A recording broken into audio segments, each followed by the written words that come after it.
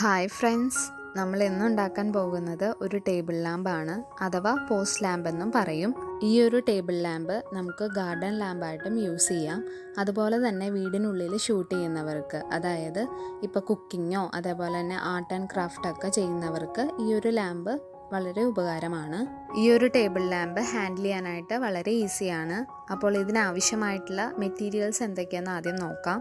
അതിനായി ഇവിടെ 3 PVC pipe എടുത്തിട്ടുണ്ട്. 2.5 ഇഞ്ചോളം വരുന്ന PVC പൈപ്പാണ്. ഈ 2.5 ഇഞ്ച് തന്നെ വേണമെന്നില്ല, അതിൽ കുറഞ്ഞതായാലും എടുക്കാം. അപ്പോൾ അടിയിൽ നല്ലൊരു ബേസ്, കട്ടിയായിട്ടുള്ള ബേസ് കൊടുക്കണം എന്നേ ഉള്ളൂ. എത്രത്തോളം ഹൈറ്റ് വേണം എന്നുള്ളത് നിങ്ങളുടെ ഇഷ്ടാനുസരണം എടുക്കുക.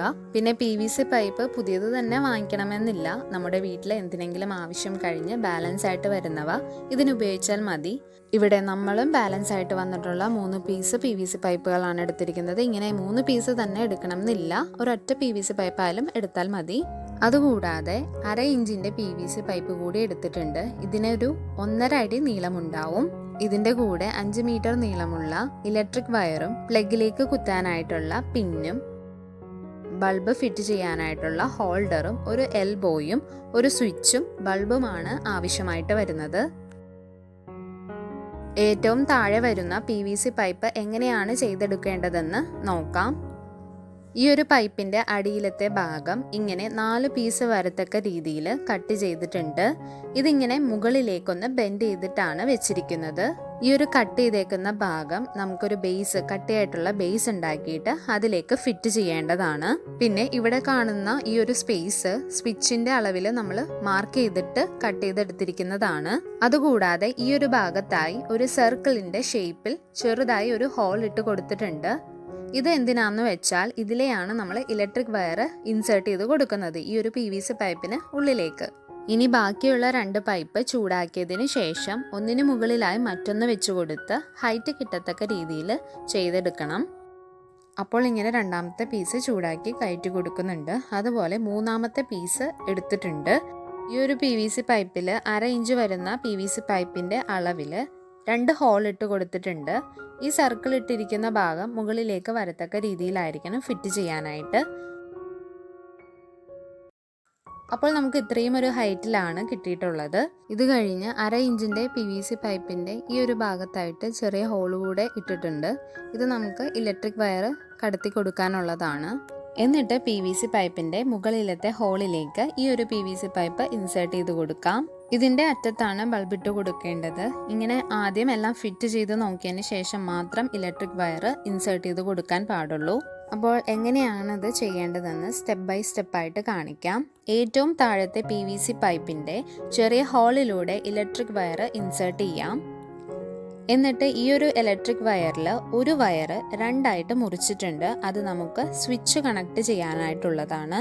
ഇവിടെ ശ്രദ്ധിക്കേണ്ടത്, നമുക്ക് മുകളിലേക്ക് എത്രത്തോളം ഇലക്ട്രിക് വയർ വേണമെന്നുള്ളത് നോക്കിയതിന് ശേഷം മാത്രമേ സ്വിച്ച് കണക്ട് ചെയ്യേണ്ട ഭാഗം കട്ട് ചെയ്തെടുക്കാൻ പാടുള്ളൂ.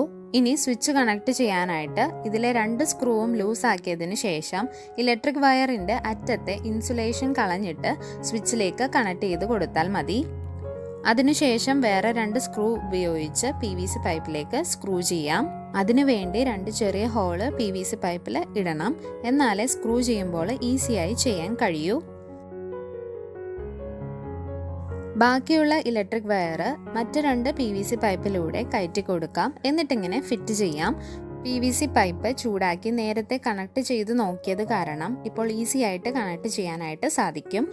3ാമത്തെ PVC പൈപ്പിലുള്ള ആ ഒരു ഹോള് മുകളിലേക്ക് നിൽക്കണം. അത് നമ്മൾ നേരത്തെ പറഞ്ഞിരുന്നു. ഇനി ചെറിയ PVC പൈപ്പ് കണക്ട് ചെയ്യാം. നമ്മൾ ഈ PVC പൈപ്പിൽ ഇട്ട് കൊടുത്തിരിക്കുന്ന ഒരു ചെറിയ ഹോൾ ഉണ്ടല്ലോ, അത് ആ 2.5 ഇഞ്ചിന്റെ PVC പൈപ്പിൽ നടുക്കായിട്ട് നിൽക്കണം. അതുപോലെ തന്നെ ആ ഒരു ഹോള് മുകളിലേക്ക് നിൽക്കത്തക്ക രീതിയിൽ വെച്ച് കൊടുക്കണം. കാരണം നമുക്ക് അതിലൂടെ ഇലക്ട്രിക് വയർ ഇൻസേർട്ട് ചെയ്യാനായിട്ട് വളരെ ഈസി ആയിരിക്കും. ഇപ്പോൾ നമ്മൾ ആ ഒരു ഇലക്ട്രിക് വയർ മുഴുവനായിട്ട് ഇൻസേർട്ട് ചെയ്തിട്ടുണ്ട്. ഇനി നമുക്കിവിടെ ചെയ്യേണ്ടത് എൽബോ ഇതേപോലെ ഇവിടെ ഫിറ്റ് ചെയ്ത് കൊടുക്കണം. അതിനുശേഷം ഇലക്ട്രിക് വയറിൽ ഹോൾഡർ കണക്ട് ചെയ്യാം. ആ ഒരു ഇലക്ട്രിക് വയറിൻ്റെ 2 അറ്റവും കട്ട് ചെയ്തതിന് ശേഷം ഹോൾഡറിലേക്ക് കണക്ട് ചെയ്യാം. സ്വിച്ച് എങ്ങനെയാണോ കണക്ട് ചെയ്തത് അതുപോലെ തന്നെയാണ്. ഇനി നമുക്ക് ബൾബ് കൂടെ ഫിറ്റ് ചെയ്ത് കൊടുക്കാം. ഇപ്പോൾ കണക്ഷനൊക്കെ കഴിഞ്ഞിട്ടുണ്ട്. ഇനി നമുക്കിതൊന്ന് കത്തിച്ച് നോക്കാം. ഇപ്പോൾ നമ്മൾ എടുക്കുന്ന ഇലക്ട്രിക് വയറിന് കുറച്ചുകൂടെ നീളം കൂടുതലുണ്ടെങ്കിൽ നമുക്ക് എത്രത്തോളം ദൂരം വേണമെങ്കിലും അത് കണക്ട് ചെയ്യാവുന്നതാണ്. അതൊക്കെ നിങ്ങളുടെ ഇഷ്ടത്തിന് എടുക്കുക. അപ്പോൾ നമുക്ക് എവിടെ വേണമെങ്കിലും കൊണ്ടുപോയി ഹാൻഡിൽ ചെയ്യാനൊക്കെ വളരെ ഈസി ആയിരിക്കും. ഇതിൻ്റെ അടിഭാഗം ഉറപ്പിക്കാനായിട്ട് പഴയ കാർഡ്ബോർഡോ അല്ലെങ്കിൽ ഇവിടെ ഞങ്ങൾ എടുത്തിരിക്കുന്നത് ഒരു പഴയ സ്വിച്ച് ബോർഡിലേക്ക് സിമെൻറ്റ് കലക്കിയിട്ട് നിറച്ച് കൊടുത്തിട്ടുണ്ട്. അപ്പം നല്ലൊരു കട്ടിയായിട്ടുള്ള ബേസ് തന്നെ നമുക്ക് കിട്ടുമല്ലോ. ഇനി PVC പൈപ്പിൻ്റെ ആ കട്ട് ചെയ്ത് വെച്ചിരിക്കുന്ന 4 സൈഡ് ഇതിലേക്ക് സ്ക്രൂ ചെയ്ത് കൊടുക്കണം. ഇനി സ്ക്രൂ ചെയ്ത് കഴിഞ്ഞിട്ടുള്ളത് കാണിക്കാം. നമ്മളിത് കളർ ചെയ്ത് ഭംഗിയാക്കിയിട്ടുണ്ട്. അപ്പോൾ അതേ അടിപൊളിയായിട്ടുള്ള ടേബിൾ ലാമ്പ് അഥവാ നമ്മുടെ ചെറിയ പോസ്റ്റ് ലാമ്പ് ഇവിടെ റെഡി ആയിട്ടുണ്ട്. നമ്മുടെ അത്യാവശ്യ കാര്യങ്ങൾക്ക് ലൈറ്റ് വേണമെന്നുണ്ടെങ്കിൽ ഇങ്ങനെ ചെയ്തെടുത്ത് ചെയ്യുകയാണെങ്കിൽ ആ ഒരു സ്പേസിലേക്ക് നല്ലൊരു ലൈറ്റ് തന്നെ നമുക്ക് കിട്ടും. അതുപോലെ ബൾബിൻ്റെ അവിടെ ഒരു പ്ലാസ്റ്റിക് പാത്രം ഇങ്ങനെ കട്ട് ചെയ്ത് വെച്ചുകൂടി കൊടുത്തിട്ടുണ്ട്.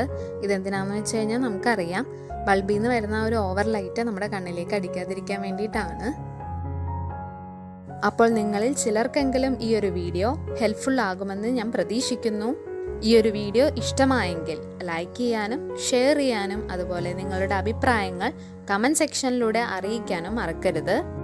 പിന്നെ എൻ്റെ വീഡിയോ ആദ്യമായിട്ട് കാണുന്നവരുണ്ടെങ്കിൽ സബ്സ്ക്രൈബ് ചെയ്ത് എന്നെ സപ്പോർട്ട് ചെയ്യാനും കൂടെയുള്ള ബെല്ലൈക്കൺ പ്രസ് ചെയ്യാനും അതോടൊപ്പം ഓൾ എന്ന ഓപ്ഷൻ എനേബിൾ ചെയ്യാനും മറക്കരുതേ.